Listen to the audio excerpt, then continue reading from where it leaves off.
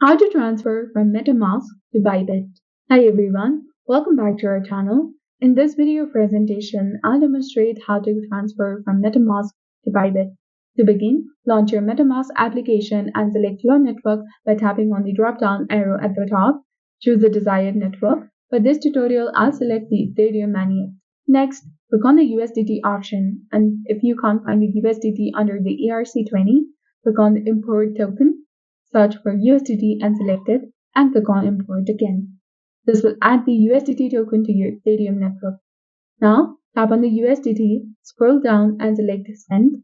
You will then be prompted to provide an address or scan a QR code. To obtain this information, open your Bybit application, go to the Assets tab, tap on the Deposit and choose Deposit Crypto.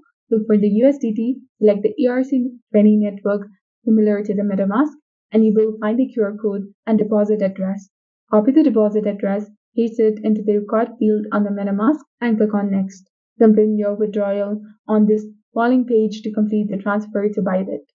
So this was all about it. This is how you can transfer from MetaMask to Bybit. If you found this video helpful, please consider leaving a like and subscribing for more helpful tips and tutorials.